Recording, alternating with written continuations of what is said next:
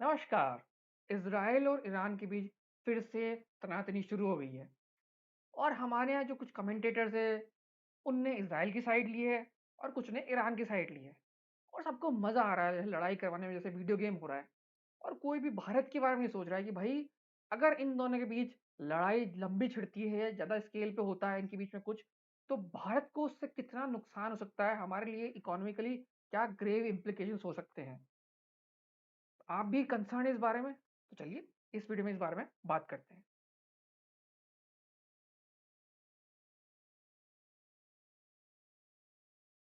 हम 3 चीज़ों में बात करेंगे। सबसे पहला भारत और इज़राइल के रिलेशनशिप्स के बारे में, दूसरा भारत और ईरान के रिलेशनशिप और तीसरा जो है अगर कुछ वाइडर कॉन्फ्लिक्ट वाली बात जो कि हो सकता है, देखिए कुछ पता नहीं है क्योंकि इज़राइल भी पावरफुल एक नेशन है, ईरान भी एक पावरफुल नेशन है, तो अगर उनके बीच में कुछ वाइडर कॉन्फ्लिक्ट होता है इस रीजन के अंदर फैलती है अगर लड़ाई जैसी होती है, तो हमारे पे उसका क्या नुकसान हो सकता है? भारत पे इस पे क्या इम्पैक्ट हो सकता है? चलिए, सबसे पहले बात करते हैं भारत और इज़राइल के रिश्तों के बारे में और मेरे हिसाब से इस बारे में बताने की कोई ज़रूरत नहीं है। इज़राइल एक बहुत ही फ्रेंडली नेशन है भारत के लिए, उन्होंने कारगिल वॉर में मदद की थी, हमारी डिफेंस पार्टनरशिप है और काफ़ी सारे जो इज़राइली हैं, भारत में आते हैं और Israel is a kind of good safe place for Jews Bharat के रहने के लिए। और और अभी जो है इज़राइल में हाइफ़ा पोर्ट है, अदानी ग्रुप ने उसको एक्वायर किया है और जो आईएमईसी मेरे से IMEC India middle east Europe corridor जो कॉरिडोर बन रहा है, जो कि मिडल ईस्ट को जाएगा, जिसके थ्रू भारत होप कर रहा है कि वो एक एक्सपोर्ट मार्केट बन जाए और वहाँ के प्रोडक्ट इस रूट के थ्रू यूरोप में और आगे जाएँ। तो इज़राइल उसका एक की नोडल पॉइंट है। तो भारत की उसमें बहुत उसका इम्पोर्टेंट है और डिफेंस पार्टनरशिप तो हम सब जानते ही हैं, डिफेंस पार्टनरशिप तो हो ही रही है। तो इस हिसाब से देखा जाए तो आज की डेट में भी और फ्यूचर में भी इज़राइल की इम्पोर्टेंस भारत के लिए बहुत है। तो ये चीज़ इम्पोर्टेंट है हमारे लिए। दूसरा बात करते हैं भारत और ईरान के रिश्तों के बारे में। इसके बारे में ज़्यादा लिखा नहीं है लेकिन भारत और ईरान के रिश्ते कभी तनावपूर्ण नहीं रहे हैं। ठीक-ठाक ही हमारे रिश्ते रहे हैं, हमारे जो पुराने हिस्टोरिकल रिलेशंस भी रहे हैं। ईरान जो है शिया बहुल देश है और भारत में जो शियाज़ हैं उनके बहुत सारे जो धार्मिक स्थल हैं वो ईरान के अंदर है, तो भारत से बहुत लोग जाते हैं और एक रिलीजियस टाइज़ भी हमारे साथ है। और जब अफ़गानिस्तान को जाने के लिए रास्ता जाना होता है तो पाकिस्तान के थ्रू नहीं जा सकते, तो ईरान के थ्रू होके हमारा सामान जो भी अफ़गानिस्तान को मदद होती है हम ईरान के चबार पोर्ट के थ्रू पहुँचाते हैं। और ईरान आज की डेट में भारत का सेंट्रल एशिया के लिए गेटवे बन जाएगा, बन चुका है।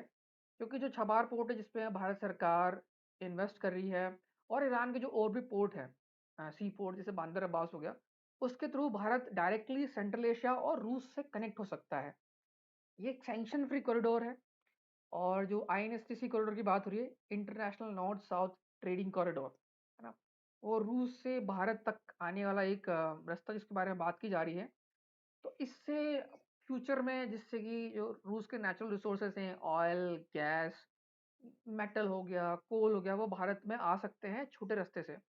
और हम एक रिसोर्स हंग्री नेशन है और हमें रिसोर्सेज चाहिए, नेचुरल रिसोर्सेज अपनी ग्रोथ ग्रोथ के लिए। तो इसमें ईरान एक ट्रांजिट हब बन के हमारी काफ़ी मदद कर सकता है फ्यूचर में।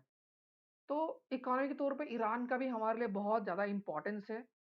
सेंट्रल एशिया इज़ गेटवे और आर्मीनिया जो नेशन है, आर्मीनिया ईरान का जो नेबर है नॉर्थ में ईरान के, आर्मीनिया को हम मिलिट्री वेपन्स सप्लाई कर रहे हैं और भी ज़्यादा लॉजिस्टिक्स वगैरह कुछ उनकी हेल्प कर रहे हैं, उनको वेपन बेच रहे हैं। वो सारे वेपन्स का सारा ट्रेड रूट वो ईरान के थ्रू ही जाता है। हमारा कोई डायरेक्ट लिंक नहीं है आर्मीनिया से, कोई बॉर्डर नहीं है, तो ईरान के थ्रू जाना पड़ेगा। तो इस तरह से देखा जाए तो ईरान जो है एक बहुत अच्छी लोकेशन पे है भारत के हिसाब से और ईरान से हमारे रिश्ते सही हो और अच्छे होंगे इकोनॉमिक वे पे, क्योंकि वो एक ट्रांजिट हब है और इकोनॉमिक ग्रोथ जैसे बढ़ेगी और जैसे-जैसे हमारा ट्रेड बढ़ेगा रूस के साथ या और हमें उसकी उनके नेचुरल रिसोर्सेज़ की ज़रूरत पड़ेगी, तो ऐसा होगा। तो ईरान भी हमारा एक अच्छा पार्टनर होगा फ्यूचर में इज़राइल के साथ ही। अब तीसरी बात करते हैं, मान लीजिए ये तो भारत का व्यू है। मैं ना इज़राइली हूँ, इज़राइल में बैठा हूँ, ना ईरान में बैठा हूँ। मेरा व्यू सिर्फ़ भारत आउटसाइड व्यू हो सकता है, न्यूट्रल व्यू। क्योंकि मुझे नहीं पता है कॉन्फ्लिक्ट किस तरह से क्या पैन आउट होगा। लेकिन अगर ये कॉन्फ्लिक्ट इनके बीच में बात बढ़ती है, जो कि पॉसिबल है भाई, लड़ाई क्यों होती है, कैसे होती है, ये जानना, प्रेडिक्ट करना किसी के हाथ में नहीं होता। तो होता है तो इसका नुकसान भारत पे क्या हो सकता है? सबसे पहला तो ये, अगर आप मैप एक्सपर्ट हो, तो स्ट्रेट ऑफ हॉर्मूज़ है एक। स्ट्रेट ऑफ हॉर्मूज़ होता है जो ईरान के साउथ में है, और मिडल ईस्ट जो कंट्रीज़ हैं, सऊदी अरेबिया, कुवैत, कतर, उनके नॉर्थ में। वहाँ से दुनिया का 60% प्रतिशत से ज़्यादा, 60% से ज़्यादा ऑयल ट्रांसपोर्ट होता है, उसके थ्रू जाता है, और ईरान उसको ब्लॉक कर सकता है अगर कुछ कॉन्फ्लिक्ट की स्थिति होती है, या वो रास्ता डिस्टर्ब हो सकता है। ईरान ब्लॉक ना भी करे तो डिस्टर्ब हो सकता है कॉन्फ्लिक्ट की सिचुएशन में। तो इससे ऑयल प्राइसेस बहुत बढ़ जाएंगी, ना सिर्फ भारत में बल्कि दुनिया भर में, क्योंकि हमारा जो कच्चा तेल है वो काफ़ी सारा मिडल ईस्ट से आता है, मिडल ईस्टर्न कंट्रीज से आता है। और चलिए मान लें मिडल ईस्टर्न कंट्रीज से ना भी आए, तो जो दूसरा ट्रेड जो रूस रास्ता है जो दूसरी कंट्रीज से आता है, मान लो हम कहीं और से लाएं, अफ्रीका से या दक्षिण अमेरिका जो देश है, ब्राज़ील वगैरह से, तो वो सुएज़ कैनल होके आता है। सुएज़ कैनल, और सुएज़ कैनल के बाद आता है ये जो Aiden C, I think, red C Aiden सी। तो वहाँ पर जो यमन के हुती रेबल्स हैं, उन्होंने एक तरह से नेवल ब्लॉकेड रखा हुआ है, ठीक है। उन लोगों ने यूएस नेवी को भी पछाड़ दिया है। यूएस नेवी गई थी कि भाई जो हमारे शिप्स पर यूथी रेबल्स अटैक करें ड्रोन से, उसको रोका जाए, पर वो भी उसको रोक नहीं पाए। और हुतीज काइंड ऑफ है भाई, काइंड ऑफ है, बहुत अच्छा बहुत they have kind of control, उनका मर्जी पड़े जिस शिप को चाह अलाउ कर रहे हैं, और उनको लगता है कि ये शिप इसराइल की मदद कर रहा होगा आज के डेट में, तो उसको वो अटैक कर रहे हैं और उसको डुबो भी रहे हैं। भारतीय नेवी में काफ़ी सारे ऐसे शिप्स को रेस्क्यू किया है। तो इनडायरेक्टली अगर एक कन्फ्लिक्ट बढ़ता है तो भाई हुतीस हो सकता है पूरा सुएज का सबके लिए ब्लॉक कर दें, ठीक है। डिमांड करते भाई ईरान पे लड़ाई बंद करो, नहीं तो हम ब्लॉक कर देंगे। तो इससे पूरा मतलब वो जो रूट है, ना सिर्फ तेल बल्कि बहुत सारे शिपिंग रूट पे ही दिक्कत हो सकती है ना, शिपिंग रूट पूरा बंद हो सकता है उसको देखा जाए तो। तो ये हमारे एक ग्रेव इम्प्लीकेशन हो सकता है पूरे जो ट्रेड रूट्स है, ना सिर्फ भारत बाकी और भी कंट्रीज के लिए। तो इकोनॉमी में बहुत ज़्यादा इम्पैक्ट हो सकता है ना, तेल की प्राइसेस हाई हो जाएंगी, प्लस और जो मटेरियल आता है इंपोर्ट एक्सपोर्ट, उस पर दिक्कत हो जाएगी, कॉस्ट। अगर मान लीजिए शिप्स जो है सुएज कैनल के बजाय साउथ अफ्रीका के अराउंड घूम के जाएं, तो उनको खर्चा भी ज़्यादा होगा, टाइम भी ज़्यादा लगेगा, और इस तरह की सारे शिप्स नहीं कर सकते। तो ये एक बहुत दिक्कत वाली बात हो जाएगी। और तीसरा रीज़न है, अगर यहाँ पे कुछ वाइडर कॉन्फ्लिक्ट वाली बात होती है, जिसमें और भी बहुत सारे कंट्रीज अगर इन्वॉल्व हुए, माफ़ कीजिए, तो जो गल्फ रीजन है, वहाँ पे लाखों भारतीय काम करते हैं। काफ़ी सारे रेमिटेंस मनी जो वो पैसा कमाते हैं, घर भेजते हैं, उससे हमारी इकोनॉमी में जीडीपी में कुछ उसका कंट्रीब्यूशन होता है। और कुछ स्टेट जैसे केरल हो गया, वहाँ पे काफ़ी सारा जो इकोनॉमिक ग्रोथ है या इकोनॉमिक कंट्रीब्यूशन है, वो रेमिटेंस से आता है इन कंट्रीज में रहने वाले लोगों की थ्रू। तो अगर ऐसा कुछ होता है तो भारतीयों की इनकम पे भी इम्पैक्ट होगा। ये हो सकता है हमें वहाँ को उन लोगों को इवैक्यूएट करना पड़ जाए, कुछ भी हो सकता है। अभी जैसे कुवैत में जब लड़ाई हुई थी तो काफ़ी सारे लाखों भारतीयों को इवैक्यूएट करना पड़ा। तो उससे इकोनॉमिक कंडीशन हमारी यहाँ पे लड़ाई से ख़राब हो रही है, और इन लोगों को इवैक्यूएट भी करना पड़ सकता है। इनकी रोज़ी रोटी से इकोनॉमी जो इनकी जॉब जा सकती है वहाँ से, और फिर यहाँ पे जो इकोनॉमिक ग्रोथ हो रही है उनके रेमिटेंस से, वो भी हमसे हमारे हाथ से छिन जाएगा।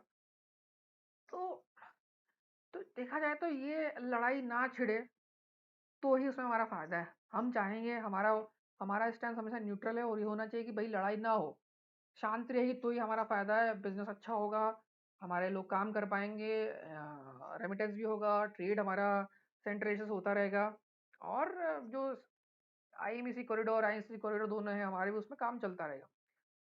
तो जो ये जो कमेंटेटर्स हैं इनको मज़ा आता है, कुछ भी होता है तो ये वीडियो गेम जैसे लगता है उनको, जैसे वीडियो गेम चल रहा है भाई। बैठे-बैठे न्यूक्लियर वॉर कराते हैं ये कि इज़राइल ईरान के हमले पे न्यूक्लियर वॉर छिड़ गई, ये हो जाएगा, वो हो जाएगा। अरे भाई, लड़ाई बहुत खतरनाक चीज़ है। ये कंप्यूटर के सामने बैठ के गेम खेलने वाली चीज़ नहीं है। तो सोच समझ के कमेंट करो। You can't be pro Israeli, pro Iran all the time without thinking the consequences. लड़ाई के कॉन्सिक्वेंसेस वो भी भुगतता है जो लड़ रहा है, और वो लोग भी भुगतते हैं जो नहीं लड़ रहे हैं, जो इससे इम्पैक्टेड है। तो मेरा ये कहना है कि अगर अच्छा हो कि इस वाइडर ये कॉन्फ्लिक्ट जो भी है बढ़े ना, जैसा भी हो, दोनों साइड शांति से बैठ के बातचीत करके कर लें। तो यही कहना था आज की जियोपॉलिटिकल कमेंट्री में। अगर आपको वीडियो पसंद आया तो इसे लाइक कीजिए, अगर आपको लगता है कि दूसरे लोगों को इससे वैल्यू मिलती है तो इसे शेयर कीजिए, और आगे भी मैं ऐसे जियोपॉलिटिकल कमेंट्री हिंदी में लाता रहूँगा। तो मेरे चैनल को उसके लिए सब्सक्राइब कीजिए और अगली वीडियो तक के लिए नमस्कार।